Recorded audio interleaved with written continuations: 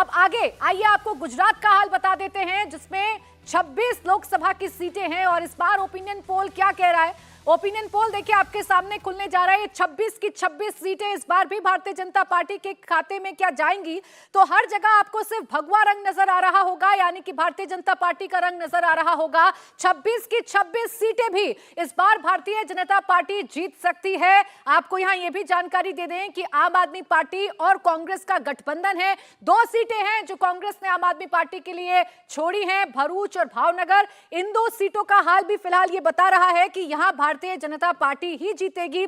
आपको बताएं 26 में से 22 सीटों पर बीजेपी ने अपने उम्मीदवारों का भी ऐलान कर दिया है। 7 उम्मीदवार अभी तक कांग्रेस की तरफ से अपने चुनावी मैदान में उतारे गए हैं। अभी बाकी सीटों पर कांग्रेस की माथापच्ची जारी है, लेकिन फिलहाल ये 26 सीटों का ओपिनियन पोल ये बता रहा है कि भारतीय जनता पार्टी को गुजरात में कोई मुश्किल नहीं है। यहां तो ये देखना दिलचस्प होगा कि जीत का मार्जिन कितना होता है, इस बार वोट शेयर बीजेपी का गुजरात में कितना होता है। गठबंधन जरूर बना है आम आदमी पार्टी का और कांग्रेस का, लेकिन इस गठबंधन का कोई असर होता हुआ नजर नहीं आ रहा है।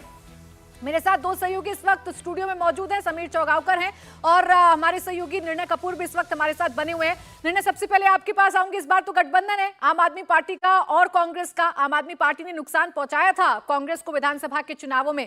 इस बार ये गठबंधन भी कोई कमाल करता हुआ नजर आ नहीं रहा है। हाँ, इनफैक्ट ये गठबंधन प्राची हुआ इसीलिए था क्योंकि जिस प्रकार से विधानसभा चुनाव में कांग्रेस को शिकस्त मिली, करीब 55 सीटें ऐसी थी जहाँ पे आम आदमी पार्टी की वजह से सीधे सीधे कांग्रेस हारती हुई नज़र आई। जो परिणाम हमने देखे उसमें जो वोट डिफरेंस था बीजेपी और कांग्रेस के बीच में, उससे ज़्यादा वोट आम आदमी पार्टी के कैंडिडेट को मिले थे और इसीलिए शायद कांग्रेस इस बार पहली बार गुजरात के अंदर 2 सीटें ऐसी हैं जिन पर अपने सिंबल पे चुनाव नहीं लड़ पाएगी।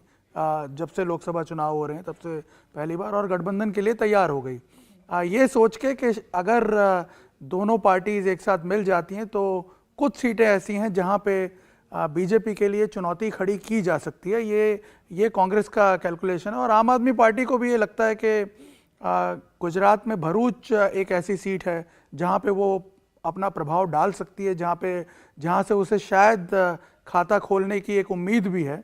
और आपने देखा होगा आज केजरीवाल ने दिल्ली के बाहर गुजरात से ही अपना प्रचार सबसे पहले करना मुनासिब समझा। गुजरात पहुंचे हैं, वहां से आज अपना प्रचार शुरू कर रहे हैं। कहीं ना कहीं एक ब्रेव फेस जो है वो रखने की कोशिश जरूर की जा रही है, लेकिन जिस प्रकार का माहौल है गुजरात में, इतनी कंफर्टेबल सिचुएशन में किसी भी लोकसभा चुनाव में बीजेपी हमें इससे पहले नहीं दिखी। जब आप देखिए एक 2022 के चुनाव का इतना स्ट्रॉन्ग, इतना थम्पिंग मेजॉरिटीज़ के साथ जो जीते थे, इतना स्ट्रॉन्ग मेजॉरिटी वाला परिणाम के साथ वो उतर रहे हैं और साथ में नरेंद्र मोदी का चेहरा। मैं आपको इसलिए ये बात बता रहा हूँ क्योंकि 2017 में जब कांग्रेस काफ़ी अच्छी पोजीशन में थी और बड़ी अच्छी फाइट दे सकती थी आगे चल के बीजेपी को, उस वक्त भी 2017 के विधानसभा चुनाव में भले ही वोटर ने बेरुखी दिखाई बीजेपी की तरफ थोड़ी, हालांकि बीजेपी सरकार बना ली बीजेपी ने, लेकिन तब भी वोटर तो यही कहता था कि 19 में हम नरेंद्र मोदी को ही वोट देंगे। तो जब और अभी भी हम ये देख रहे हैं कि नरेंद्र मोदी के प्रति जो वोटर का रुझान है गुजरात के खास तौर पे, वो ज़रा भी कम नहीं हुआ है, उल्टा इलेक्शन दर इलेक्शन वो बढ़ता ही जा रहा है। तो ऐसे में ठीक है, दोनों साथ में आए हैं, एक मॉरल सपोर्ट रहेगा दोनों पार्टीज़ को एक दूसरे का, लेकिन ये लगता नहीं है कि किसी सीट पे हरा पाएंगे। हाँ, चुनौती जरूर दे सकते हैं कुछ सीटों पे। मीनाक्षी, अब किन सीटों पर चुनौती देंगे निर्णय आपसे समझूंगी, लेकिन बात हम अगर कांग्रेस की करें यहाँ पर समीर जी, तो कांग्रेस के तो अपने लोग उन्हें छोड़कर जा रहे हैं। अर्जुन मोढवाडिया जैसा बड़ा चेहरा अगर कांग्रेस को छोड़कर चुनावों से एंड पहले भारतीय जनता पार्टी में शामिल होगा तो कार्यकर्ताओं का मोरल डाउन तो होगा ही, और वो रिफ्लेक्शन नजर आ रहा है हमें ओपिनियन पोल में। बिल्कुल, और सिर्फ अर्जुन मोढवाडिया नहीं गए, आप देखिए कार्यकारी अध्यक्ष भी कांग्रेस के जो है गुजरात के, उन्होंने भारतीय जनता पार्टी ज्वाइन कर ली और 2 और एमएलए चले गए। मतलब 17 एमएलए थे कांग्रेस के वहां पर और अब 15 एमएलए वहां पर कांग्रेस के बचे हैं। तो मुझे लग रहा है कि कांग्रेस बहुत ज्यादा गुजरात के अंदर कमजोर हो चुकी है और आम आदमी पार्टी अभी वहां पर अपने पैर बिठा रही है। लेकिन आप देखेंगे कि 5 सीटें आम आदमी पार्टी को मिली थी और 12% वोट बैंक मिला था। कांग्रेस और आम आदमी पार्टी मिलकर भी भारतीय जनता पार्टी को गुजरात की 26 सीटों पर हराने की स्थिति में नहीं है।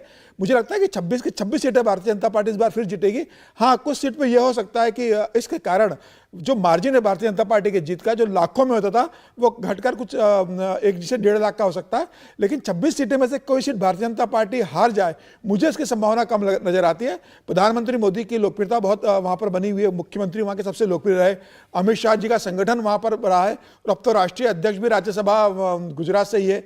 तो मुझे लग रहा है कि गुजरात के अंदर अमित शाह और मोदी जी की जो लोकप्रियता और संगठन है, वहां पर किसी भी स्थिति में भारतीय जनता पार्टी वहां सीट नहीं आ रही है। एक आध सीट पर भारतीय जनता पार्टी 50,000 वोट से भी जीतती है तो वो भी एक आश्चर्य होगा कि इतने कम वोट से भारतीय जनता पार्टी कैसे जीती है। देखिए, जो नजर है वो मार्जिन पर गुजरात में रहने वाली है कि आखिर कितना मार्जिन होगा, कितना वोट शेयर होगा जो भारतीय जनता पार्टी अपने हिस्से में डालेगी, क्योंकि फिलहाल कोई मुश्किल गुजरात में होती हुई नजर आ नहीं रही है।